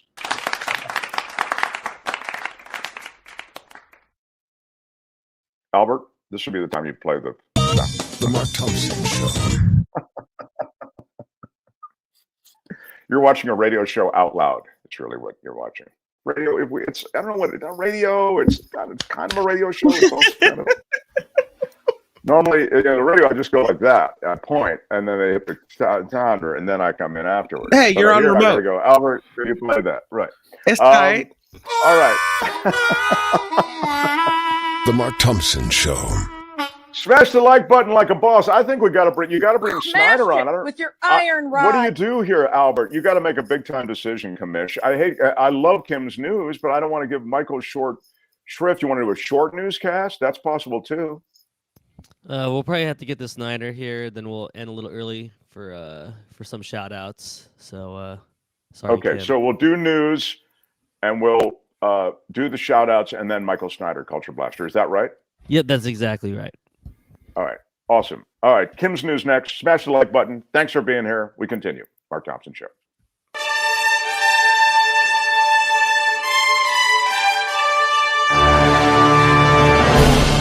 On the Mark Thompson Show, I'm Kim McAllister. This report sponsored by tax attorney Steve Moskowitz at 888 Tax Deal. We've been talking about the Tyree Nichols case today. His mother says parents should not let their kids watch the video of Memphis police beating her son to death. The police body cam video set to be released tonight. Rovon Wells hasn't seen the video, but she says she's been told it is horrific. Meanwhile, 4 of the 5 former Memphis police officers charged with murdering Tyree Nichols are out of jail on bond. They're facing many charges, including second-degree murder. Nichols was a black man who died in the hospital days after a traffic stop involving the officers, who are also, by the way, black. There is new video today of the attack on Paul Pelosi. You can see a still of the video pictures that were released today because a judge said they need to be made public. The video of the attack on former Speaker Nancy Pelosi's husband shows police trying to get the hammer out of the hand of the intruder before he hits Paul Pelosi in the head with it.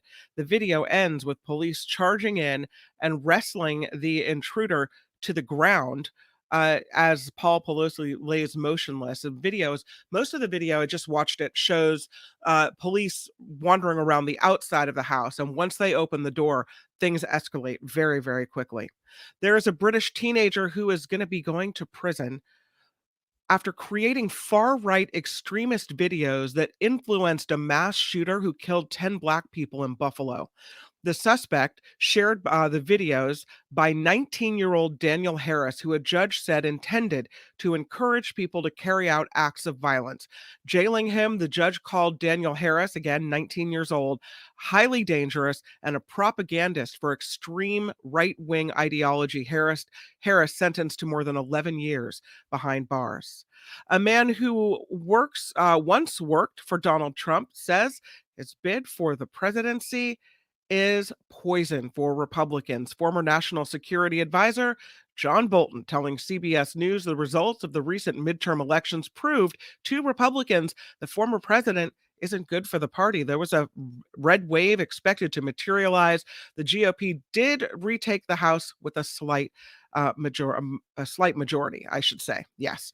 The Honolulu Zoo is offering people kind of a unique way, I should say, to get back at their exes. A Valentine's Day promotion is letting people name a bug after their ex. The bug will then be fed to an animal. You name the bug Joe, and then you feed it to an animal. There you go. For $5, $10, or $20, participants will get a digital Love Bites card, letting them know their choice of bug was fed to the animal. The zoo is offering the choices of worm, cricket, or vegetable. For $100, the Honolulu Zoo will send a personalized video of the animal eating whatever food the person named after their ex. The zoo will announce the most popular name given to the bugs on Valentine's Day. Nothing says Happy Valentine's by getting back at an ex, right? This report is sponsored by tax attorney Steve Moskowitz. For more than 30 years, Steve has put his tax knowledge to work for individuals, for businesses. If you need help with your taxes, 888-TAX-DEAL, MoskowitzLLP.com. That is how to get a hold of Steve Moskowitz. I'm Kim McAllister on The Mark Thompson Show. The Mark Thompson Show. We're excited to get back into things. Michael Snyder standing by, but I want to acknowledge many of you who have stepped up today. Thank you. Many of you step up every day. Many of you are on Patreon and PayPal to support the show. Sadly, we're crowdfunded, so it takes a crowd to fund us, and you're that crowd. Thank you. We're evolving the show in all the ways that you make possible with your contribution. So appreciate it very much.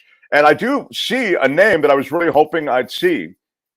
And I see it here in the chat. And it's Andreas, who is a magnificent supporter of the show. And Andreas, I was thinking quite seriously. I thought it's weird how relationships develop. I know I've never even met you. But I was thinking about your mom and you, and at 94, the struggles that your mom was going through. And I was delighted to see. Mark, your prayers work. My 94-year-old mother recovered. $20 contributed by Andreas to our effort here today. Andreas, awesome.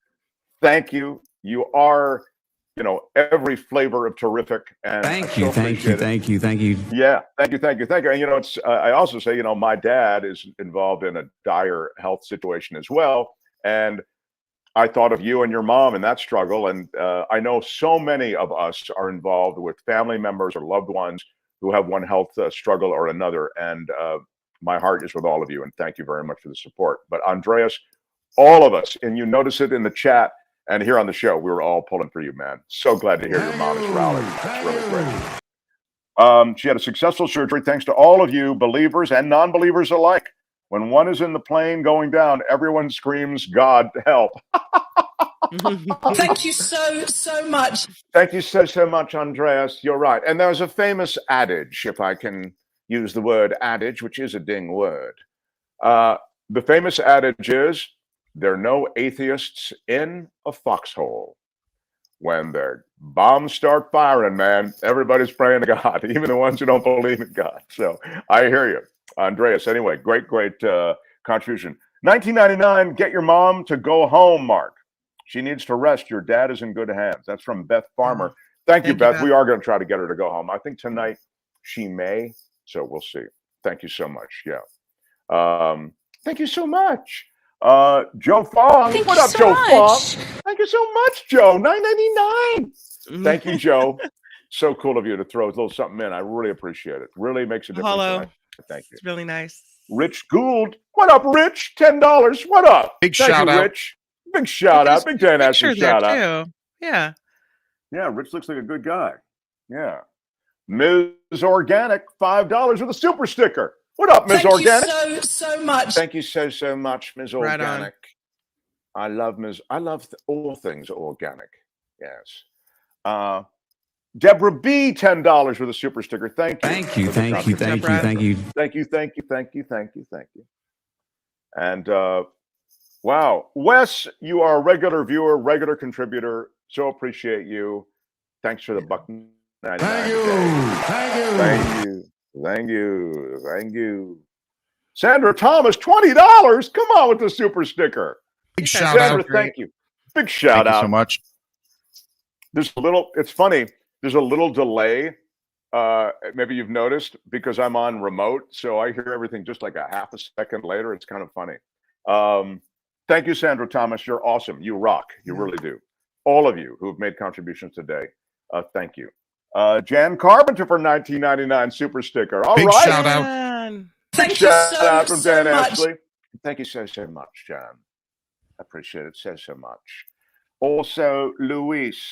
MT equals Iron Man of Radio. Thank you for your dedication. Best to you and your family. Luis, $9.99. Thank you, Luis. Mwah. Hey, which one of you is Mark Thompson? Yeah, which one of you is the dedicated one around here? Andreas, $20 in my prayers to your dad. Thank you, pal. Thank you. So much. Thank you. You are really, you're such a supporter, and I appreciate everybody. Everybody gives to the level they can, or they help to the level they can, and I appreciate all of it. Really does matter. So thank you for helping us stay on the air and keeping this effort going. You can go to all the places I've mentioned to you. TheMarkThompsonShow.com is where Patreon and PayPal live. So TheMarkThompsonShow.com. There are buttons for each. It's really easy, and you can support us that way. All right, this guy comes in on Fridays. He is a guy who knows music and movies, the superhero movies, the obscure subtitle movies, what to watch on television. It is a pretty amazing thing, this creature called Michael Snyder. And he comes and goes on a rainbow.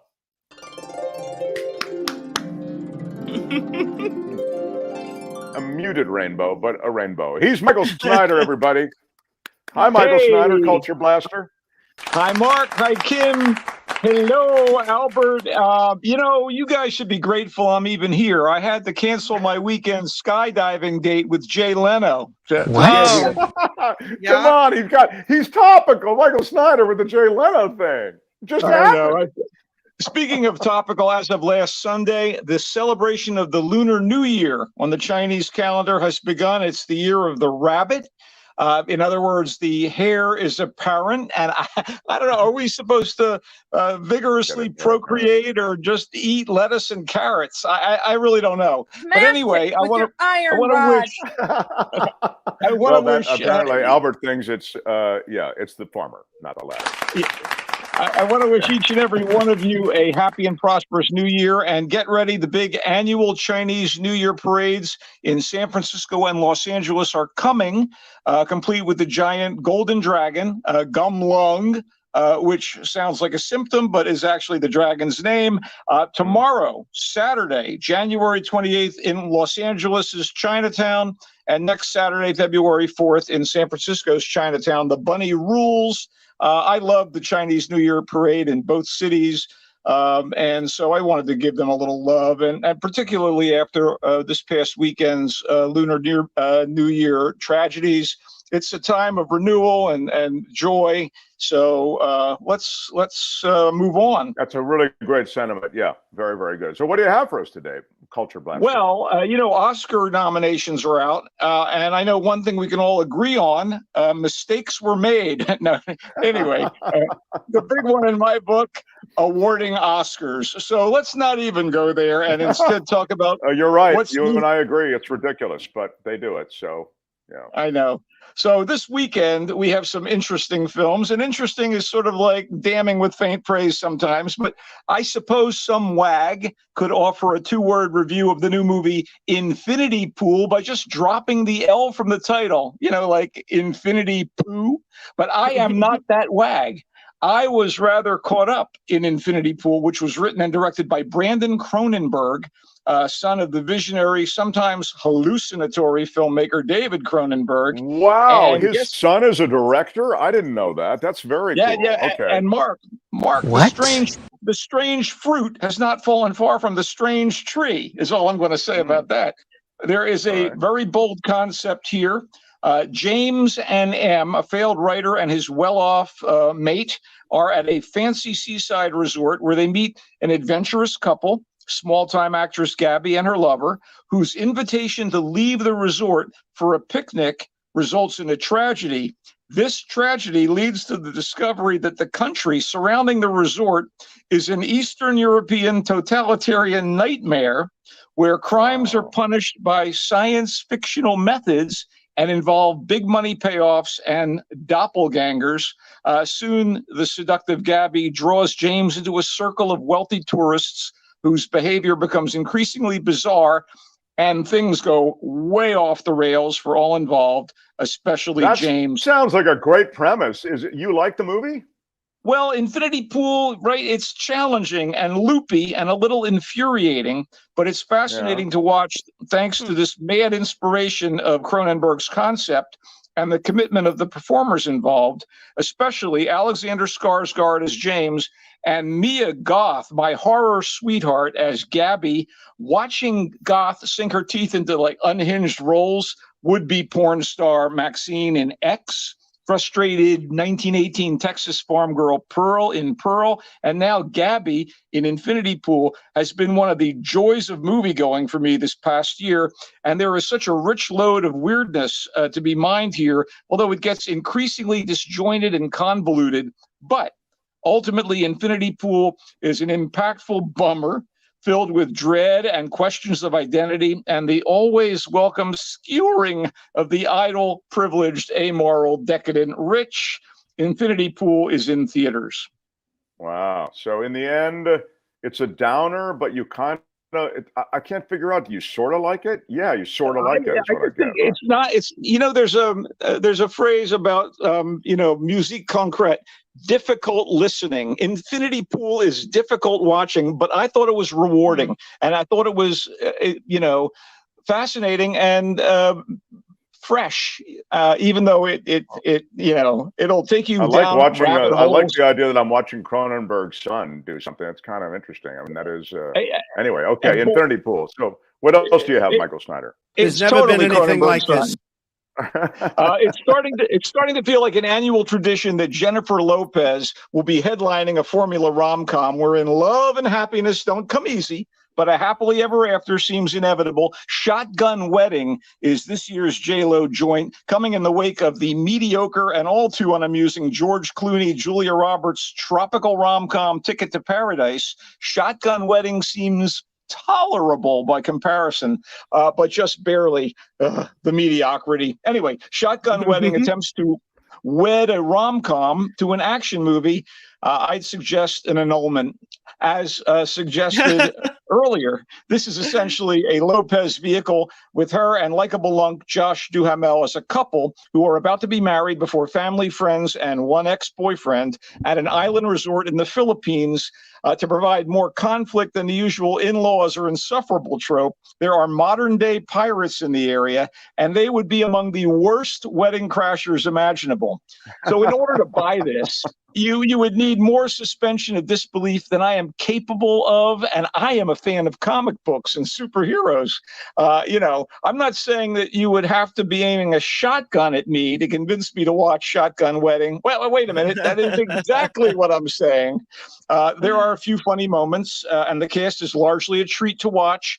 The likes of grin-inducing Cheech Marin as J-Lo's businessman dad, the grande dame of daffy cluelessness, Jennifer Coolidge as Duhamel's mom, and scene thief Darcy Carden from Good Place and Barry is also here, as is Sonia Braga as J-Lo's mom, and Lenny Kravitz as the ex-boyfriend who came to the nuptials. But the script and plotting are klutzy. As much as I admire the voice, a bombshell beauty, and acting skills of Ms. Lopez, who was, for instance, awesome opposite the dapper Clooney in the sexy heist movie Out of Sight, I am no Jenny from the Blockhead, and thus I did not need an hour and 40 minutes of this. One more thing, there is a surprising amount of offhand violence, as in, spoiler alert, dead bodies. In other words, as much as Shotgun Wedding is Shotgun Wedding is couched as a romantic romp with some of these comic situations, but yikes, okay? Anyway, Shotgun Wedding is on Amazon Prime. You never know where you're going to find romance, Kim. Maybe it's under a dead body in Shotgun. Yeah, perhaps. Okay. Speaking of disappointing comedies with relationship strife and families in conflict, You People. This is a rom-com about the trials faced by an interracial couple in contemporary Los Angeles when their families and culture clash get in the way. It has some enjoyable moments, but sinks into formula halfway through, diminishing a promising start that's full of verve and wit. Maybe because the primary adversaries in the movie are amongst its assets. Jonah Hill as Ezra Cohen, a corporate drone white hipster who moonlights as a podcaster on racial issues, and Eddie Murphy as his potential father-in-law, Akbar Mohammed, a black Muslim with a deep distrust of whitey, especially if we're talking about a white Jew who wants to marry his daughter, Amira. So essentially, this is Guess Who's Coming to Dinner at Roscoe's Chicken and Waffles, which, by the way, is a location. It's a location in You People. What else is good about You People? Okay. Yeah. Julia Louis-Dreyfus and David Duchovny play Ezra's clueless liberal mom and dad. I liked Lauren London as his lady love, Amira. Nia Long as Amira's mother, and a passel of cameos, including brief appearances by, get ready, Rhea Perlman, Elliot Gould, Richard Benjamin, Anthony Anderson, Hal Linden, Mike Epps, and from Veep, Matt Walsh. Still, Hill and Murphy carry the enterprise. You People is tightly directed by Kenya Barris, but I wish that the script Barris co-wrote with Hill didn't get so soft and obvious in the final act after such a sharp first half. Still, it does offer a harmonious message in these divisive times. It's in theaters, and as of today, You People is on Netflix. A tentative recommendation for that. Wow, that's good, because I saw a couple of clips shown on talk shows or whatever, and it looked pretty funny. I have to say, the dialogue seemed funny, and the situation is, you know, as you say, it's Look Who's Coming to Dinner. I mean, it's a very anyway. So the fact that it's a qualified yes. We have nothing but qualifications today. Wait, I have a blatant. Where do I see these things? I want to know where I see it. I've told you, your Wi-Fi connection has prevented you from hearing me saying, as I did seconds ago, in theaters and as of today on Netflix. You People. I must have. Do you know who I am? Kind of a big deal. Yeah, I've got a lot of things on my mind, Michael. Sorry that I missed the line and I asked you to repeat it. Thank you for not making fun of me. Okay. As gentle and vivid a portrait of adolescent friendship as you could imagine, here's my big recommendation. Close, one of my top 12 movies of 2022, finally getting theatrical release in places other than New York and Los Angeles. Close mimics cinema verite style as it looks at the lives of two 13-year-old Belgian boys whose devotion to one another is tested by peer pressure and changing interests. When a new school year begins, the shift in the kids' rapport seems subtle at first, only hinting at the heartbreak ahead. With a very painfully intimate point of view and emotional impact, it's no wonder that it won the Grand Jury Prize for director and co-screenwriter Lucas Don't at this past year's Cannes Film Festival. You know, the homoerotic subtext aside, Close is a very powerful look at the sometimes brutal effects of offhand cruelty in the schoolyard and the way cliques can break hearts and create outcasts. It's in theaters. Close is an experience. And shall we wrap up? Let's wrap up with one shorty here. Yeah, go ahead. Yeah. Successfully managing to be an upsetting, nail-biting, and scary real experience. The French thriller Compromat is, and here it comes, based on true events. Mathieu is the head of a branch of the Alliance Française French Language and Culture Organization located in the Siberian city of Irkutsk. His marriage is on shaky grounds, but he's determined to be the best father possible to his beloved daughter. And then he's accused of heinous crimes and becomes the target of Russia's secret police, the FSB, which is the latter-day version of the KGB. You know, as villainous as the Russian bear has now become, on the world stage so many years after the fall of communism. Compromat has a topicality and relevance about the country's descent into totalitarianism under Vladimir Putin. The compelling French actor Gilles Lelouch plays Mathieu, whose French elan and liberal attitudes anger the locals and trigger the accusations. Facing prison or worse when the French embassy fails to help him, Mathieu is desperate for a way out, but who can he trust to help free him? Compromat is directed and co-written by Jérôme Salle. Zut alors, Jérôme, you did a good job. It's in French and Russian with English subtitles. Compromat in theaters and also streaming on demand. Compromat. Oh, I actually am intrigued by that. But why did they arrest him to begin with? They accuse him of crimes, which I will not detail, so as to not ruin your enjoyment. So as to not ruin the experience. Thank you. That's very good. Very exactement, exactement, as we say in French, Mark. So did you like it, Compromat? Yes, I was. You did a good job. Again, Kim dozing off during the review. Yeah, again, this is where we all just we step out for a cigarette. Know, all right, Infinity Pool. He didn't hate. It's the Cronenberg son directed movie. I think I'm going to watch it, although it sounds maybe too disturbing for me. I don't know. But anyway. It's exciting and twisted. It's just not going to be for everybody. Yeah. Okay. Infinity Pool, that's in theaters and also streaming soon? No, it's in theaters for right now. In theaters. Shotgun Wedding is the Jennifer Lopez rom-com. That Michael feels is formulaic. It's got Josh Duhamel in it or whatever. He didn't love it. In fact, he kind of, what's the opposite of not loving it? That's where Michael is. I dissed it. You did. Shotgun Weddings in theaters and also streaming? No, it's not in theaters. It's on Amazon Prime. Oh, it's on Amazon Prime. Thank you. Yeah. Kim, I'm going to go for these. You People. It's in theaters and on Netflix, and it is Jonah Hill, Eddie Murphy, and Michael sort of liked it, but I liked it, but it peters out. It's in theaters and on Netflix. You said, right? No, it's in theaters and on Netflix. As opposed to in theaters and on Netflix. Close or Close is your pick of the lot and one of the top 12 of the year, you say. Yes. That can be seen where, sir?